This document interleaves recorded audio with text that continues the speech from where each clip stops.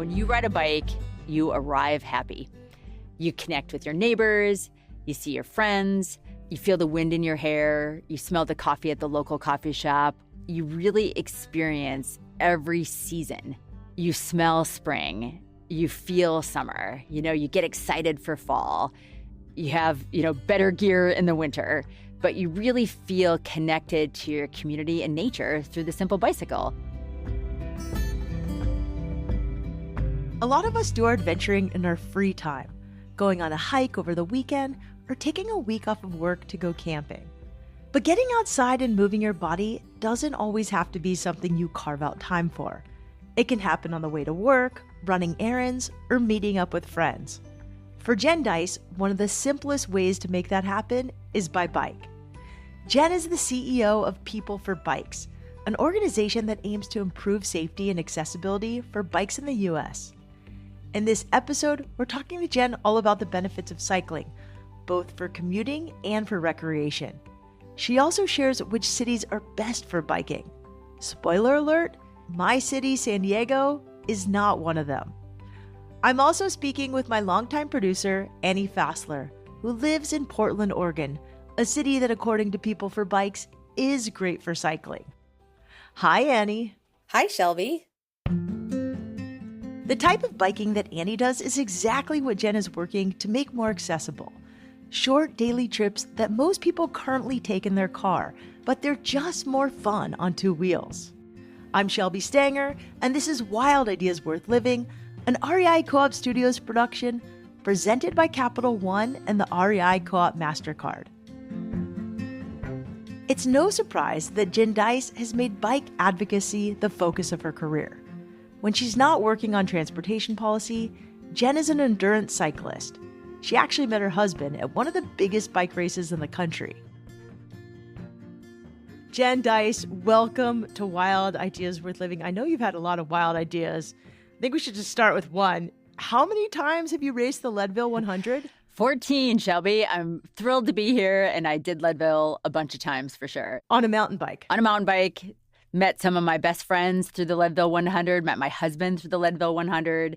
Had so many great epic adventures. Wait, I really love a good adventure love story. How did you meet your husband on the Leadville 100? In the registration line. Oh, that's hot. What year was that? 2008. And the registration line took forever. Thank God, because I chatted with him the whole way to the front. And I saw him throughout the whole weekend. And by the end of the weekend, more or less, I asked him out to go on a mountain bike date. And sure enough, a couple weeks later, we went on a mountain bike ride, and the rest is history. Around the same time that Jenn started racing at Leadville, she also began leaning into advocacy. For a few years, she worked as a transportation lobbyist at the Colorado State Capitol before narrowing her focus to bike policy. Today, Jenn leads PeopleForBikes, which advocates to make the U.S. the best place in the world for cycling. Why do bikes matter so much right now, especially in the U.S.? They connect communities. They connect people.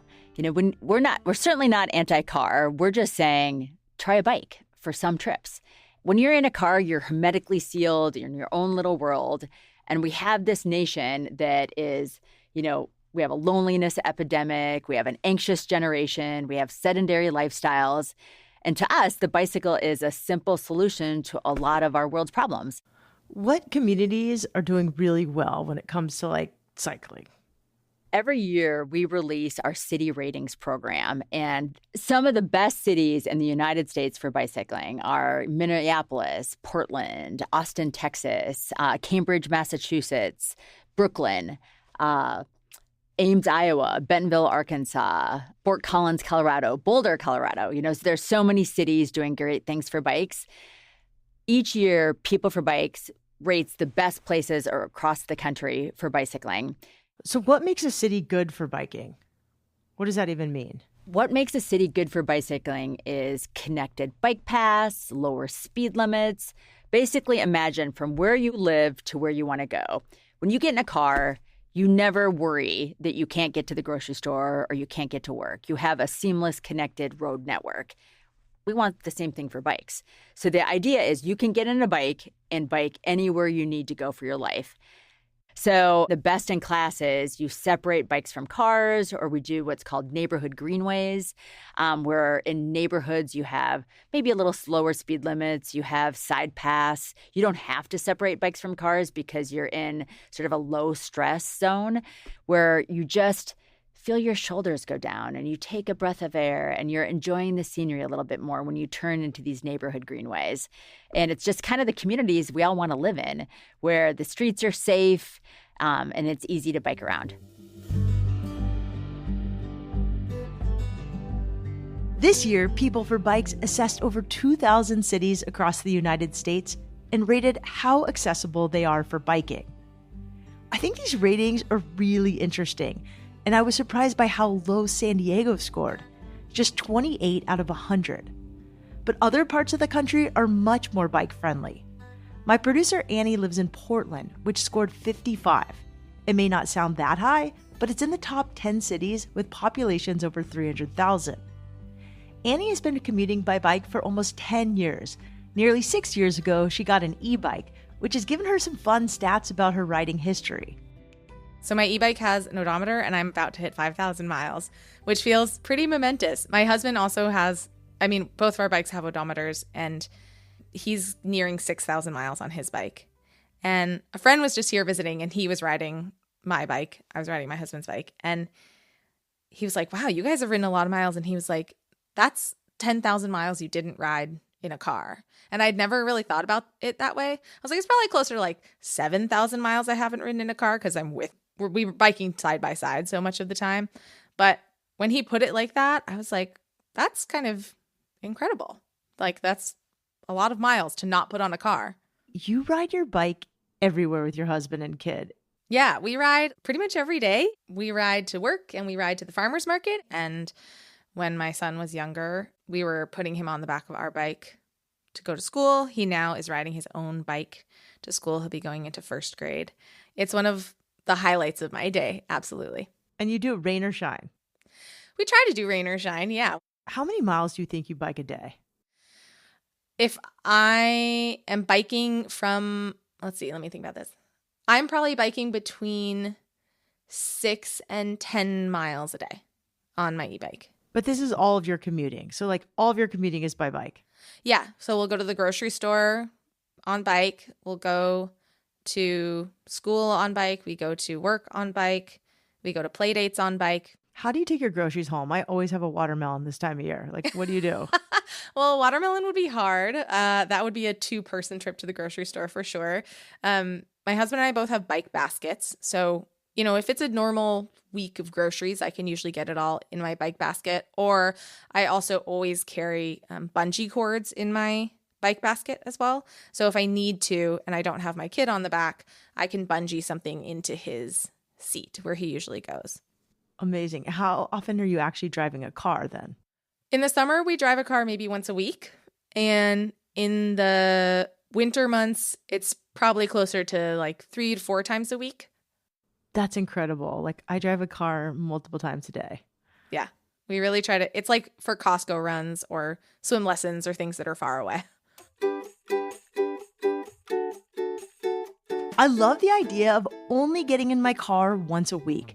That's so much less gas, which means less impact on your wallet and the planet. The average American spends at least 45 minutes a day driving. When you spend that time on your bike instead of sitting in a car, you're getting much more time outside, more exercise, and for most people, more fun. But it's easier said than done. Personally, I don't feel that safe biking across San Diego. What are the biggest barriers preventing more people from riding bikes today?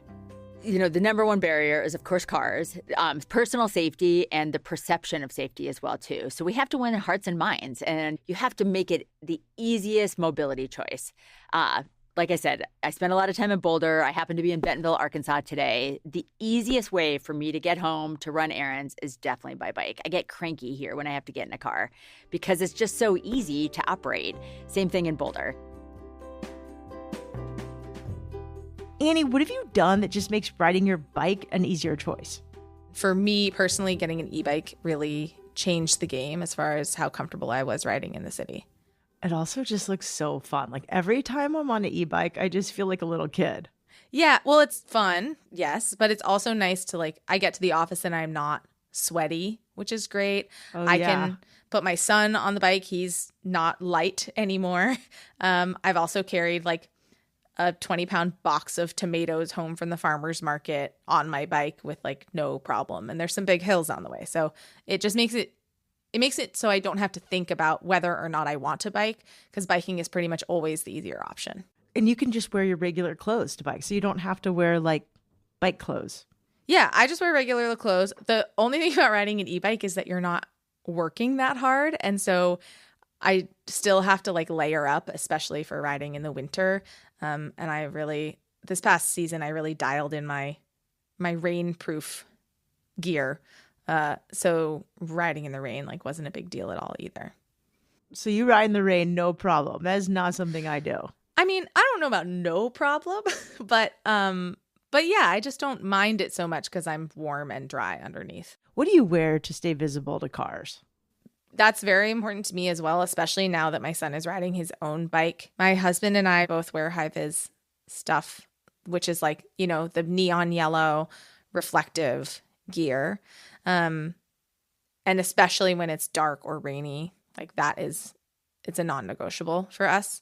And also making sure you have really good lights on your bike, that you're visible. That high vis stuff, you don't feel cool necessarily, but it's safe. And luckily I also like to wear a lot of bright colors. So if it's summer and I'm not in my high vis stuff, I'm usually still wearing some pretty bright clothes. Safety is a big concern for a lot of people who might otherwise consider commuting by bike. If you've ever ridden on a busy road with a small shoulder and no bike lane, you know what I mean. That's where PeopleForBikes comes in. Along with advocating for safer places to ride, the organization also leads international study tours for local policymakers. On these trips, elected officials can get a firsthand look at some of the most bike-friendly cities in the world. One of my favorite things about our international study tours is school drop-off and pickup.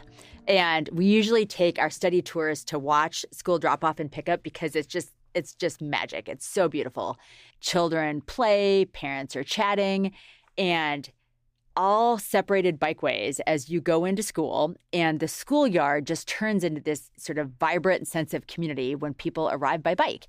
And so it's one of those things that when we take elected officials or key stakeholders from the United States, we want them to see these communities that have embraced the bike as the easiest mode of transportation. If you walked around with a microphone on those schoolyards and asked moms and dads, do you consider yourself a cyclist? They'd actually say no. They'd say, this is the easiest way for me to get to school is by bike. And one of my favorite things is Sam Balto's bike buses. And they started in Portland.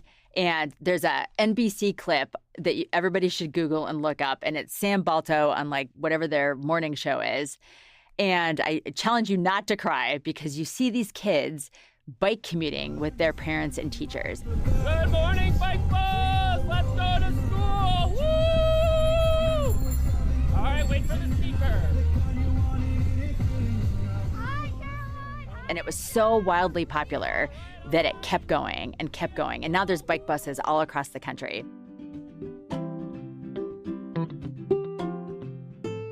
I also saw this thing on the news about these Portland moms who ride with their kids, or moms and dads who ride with kids like certain days of the week. And it's like this big bike gang, or I don't know what you call it, the bike bus. Yeah, the Alameda bike bus. Yeah, so there's actually the guy who started it, Sam Balto, Coach Balto. He started this kind of movement at one of the elementary schools, I believe, where he just started a bike bus and got some adults to kind of ride like at the beginning, in the middle, of the end, and they pick up kids along their route. So people will like bike to the route and join them along the way. And he plays music, and it's like, I mean, the videos of it online are kind of incredible. And he's gotten a number of celebrities to join the bike bus when they're like in town for a concert. So like Justin Timberlake rode with them, Benson Boone rode with them. He's gotten all these people to like come bike with them, which is really, the kids are stoked. The idea is instead of riding with your mom in a car to school, you ride the bike bus. And yes. Bike with all your buddies. Bike with all your buddies. I mean, you can see the kids are just like very joyful, and it's probably also nice for the parents because they just like bike their kid to the bike bus, and then the bus takes them to school. We actually, my husband signed up with our school to start a bike bus in the fall. And what does Simon, your 6-year-old, think about riding on the back of the bike or riding his own bike now? He loves riding on the back of the bike. I mean, if you ask him if he wants to bike or drive somewhere, he will usually choose bike, which is pretty great. And now he's very proud of himself for riding his own bike to school.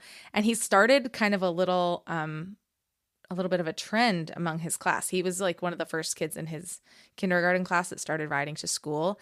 And he started riding, and then his friend Emma started riding, and then his friend Jeremiah started riding to school. And so I can tell he's proud, and he's proud to like show off his bike, which is parked by the playground at school. And yeah, he's pretty stoked about it.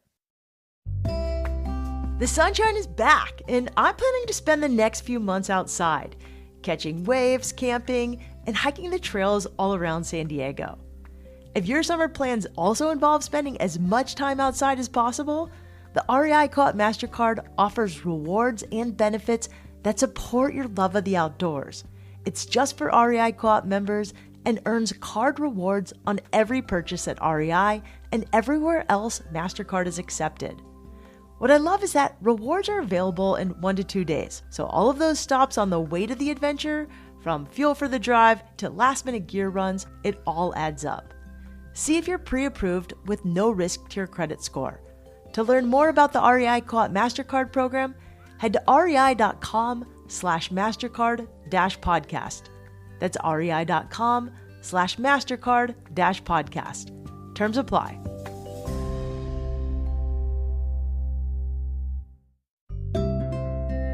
The North Face gear shows up everywhere, from early morning trail runs to everyday adventures around town. Right now, I'm loving the new Jester Pro backpack. It's a classic best-selling style from the North Face, but with elevated details like premium leather trims and corduroy fabrics that give it a fresh new look. What I appreciate most is how versatile it is. Whether you're heading out for a day hike and packing extra layers, or just on the move all day, the Jester Pro keeps you organized and comfortable from start to finish. The North Face has always built gear that helps people get outside, and the Jester Pro combines that trusted functionality with a stylish new design. Check out the Jester Pro from the North Face at your local REI or rei.com. See you on the trail.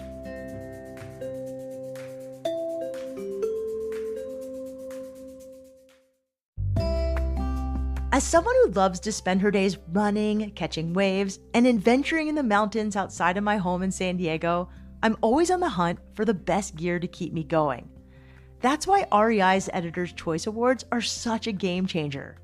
Their roundup of best-in-class gear is rigorously tested by members and staff for months, even up to a year.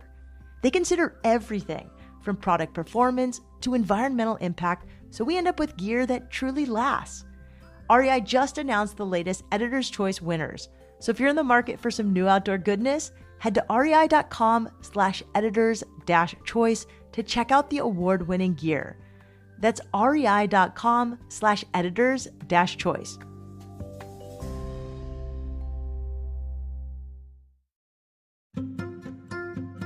Today we're talking all about bike commuting and how to make biking easier and more accessible.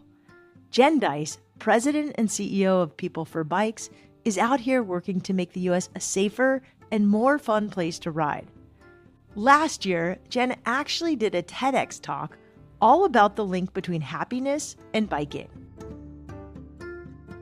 Tell me more about happiness and bikes. Tell me more what you've learned. Some of the happiest countries in the world are also the countries with the highest rates of bicycling in the world. So Finland, Sweden, Iceland, Denmark, the Netherlands. The simple pleasures of riding a bike add up into a happier, healthier society. So you connect with your neighbors, you see your friends, feel the wind in your hair, you smell the coffee at the local coffee shop, or you really experience every season by bicycle. So living in Colorado, you smell spring, you feel summer, you get excited for fall, you have, better gear in the winter, but you really feel connected to your community and nature through the simple bicycle. I've never gone on a bike ride, even the rides that I get caught in snow or rain or whatever. I've never gone on a bike ride and regretted it. And from so many years of bike advocacy work, I've gotten to travel to all these happy countries and gotten to experience it firsthand, what communities, what neighborhoods, what life looks like by bicycle. And it's a beautiful thing. You don't have to live in one of these international bike-friendly cities to ride on a daily basis. Annie's husband grew up in Chicago, and his family has never owned a car. I think I remember you telling me that your husband's family doesn't even use a car. Like, they only get places by bike or public transport. Yeah, so he grew up on the north side of Chicago, and his family does not own a car. So they just bike and use public. And that's kind of why I started biking, is I kind of had to, because that was the expectation. That's incredible. In a major city. Yeah, they one time they moved a piano by bike, which is a pretty amazing thing. Jonah's dad Jonah's dad built like a trailer to put the piano on, and then they biked with a bunch of friends around him biking. So anytime they basically just tried not to stop. So anytime they got to a stoplight, even if it was red, they would kind of go into the intersection and stop traffic. The other riders would, so that he could just keep moving and not stop. I don't know about stopping traffic. Like, bikes get a lot of crap out here, like cyclists, and drivers are kind of mean to them out here. Yeah, I think we all could use to think about, like, could we bike instead of drive? Like, I went to the pool this morning at 5 a.m. and then I went to check the surf, and I saw the girl that was in the lane next to me also checking the surf. And I was like, you just got here faster than me. She's like, yeah, it's faster on a bike. And I was like, you're right. It really I should get a bike. The other thing, honestly, that I really, really like about it is, in my day-to-day life, I'm not spending a ton of time outside. And just that, like, you know, it's about a 15-minute commute to me for work. And just that much time outside, fresh air, and seeing, you know, watching the seasons change throughout the year, watching the leaves change, and then watching them fall, and then, when the trees start budding, like, it's just really refreshing. I have really felt an impact on my kind of mindset, having that nature time built in. Like, yeah, I'm still in the city, but I'm enjoying being outside. And you don't have traffic. No. And it would be, our ride to work would be 13 minutes by car, and it's about 15 minutes by bike. It's lovely. The way Annie talks about bike commuting sounds idyllic. I'm envious of how bikeable Portland is, but I also know there's some pretty great places to ride popping up all over the United States and even in San Diego. You have this bold goal, Jen, of making the U.S. the best place in the world to ride bikes. What does that actually look like in practice? It's communities that you can get to where you want to go. So in practice, it's people who walk, it's people who bike, drive, take transit, bus. It's all modes of travel, but it's giving people choice of how they move around their community. So access to safe bike networks, placemaking through the outdoors and parks and open space. It's bike parks in town so that kids can ride, and it's single track trails. We do a lot of work on public lands protection and funding for bike parks, trailheads, open space, you name it. And so our vision is bringing in all these bike-friendly public policies, better bike infrastructure, lower speed limits in a fair amount of cases, and separating bikes from cars. Can you break down one of the initiatives or two of the initiatives that are really making a big impact right now? Our biggest program trying to change bicycling in America is our city ratings program. Every year we rate thousands of U.S. cities and how they can improve for bicycling. So on a scale of 0 to 100, how does a city score? Those ratings came out in June of 2026. And just a few years ago, we only had 33 U.S. cities that were good for bikes.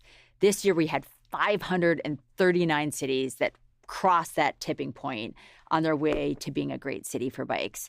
And what that means is that bike culture is taking hold, that people turn to the bike for recreation, for commuting, from where they live to where they want to go. What's your biggest challenge?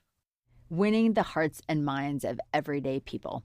Because we've got bike advocates, we've got the bike industry, we have hardcore enthusiasts, but we really need to be persuasive to people who will never ride a bike, people who realize that by allowing bike infrastructure in a community or expanding access to single track trails is good for the community. It's good for jobs, economic development, access to opportunity, public health, and so much more. So I think our biggest challenge is persuading non-endemic or non-bike people that bikes are a solution.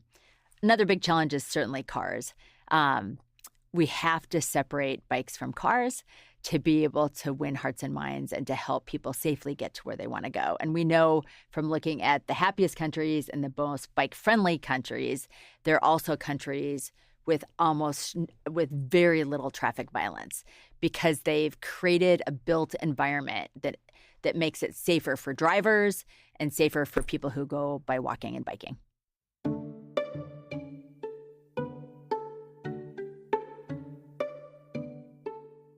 How can people start bike commuting more? Just start small. Don't make it a big thing. You don't have to have any special equipment or any special gear. You have to have a bicycle, and ideally you have a helmet. Think about one trip a week that you might be able to go by bike. 50% of all trips in the United States are 3 miles or less. That's about a 15-minute bike ride, just at a casual pace. And we know that when you spend 15 minutes on a bike, it lowers your cortisol levels. It improves your brain chemistry. It decreases stress. You simply arrive happy. Get a bike, pump up the tires, put on a helmet, and look at what car trip or transit trip you might be able to convert to bike. We're not asking anybody to give up their car. We're just saying, think about a bicycle. During the course of this interview, I became fascinated by the PeopleForBikes city ratings. I highly recommend you look up the bikeability of your hometown at cityratings.peopleforbikes.org. If you want to learn more about Jenn Dice and PeopleForBikes, be sure to follow them on social media at PeopleForBikes. We'll also link Jenn's TEDx talk in our show notes. To learn more about Sam Balto's bike bus in Portland and starting a bike bus in your own city, head to bikebusworld.org. I also recommend watching his bike bus videos on Instagram or TikTok at Coach Balto. That's CoachBalto. If you need a new bike, REI has a great range of options. E-bikes, mountain bikes, commuter bikes, you name it. Head to your local REI or rei.com to check out their selection. Wild Ideas Worth Living is part of the REI Podcast Network. It's hosted by me, Shelby Stanger, produced by Annie Fassler, Sylvia Thomas, and Sam Piers-Nitzberg of Puddle Creative. Our senior producer is Jenny Barber. Our executive producers are Paolo Motola and Joe Crosby. Thank you again to our partner, Capital One, and the REI Co-op MasterCard. As always, we love it when you follow the show, take time to rate it, and write a review wherever you listen. And remember, some of the best adventures happen when you follow your wildest ideas.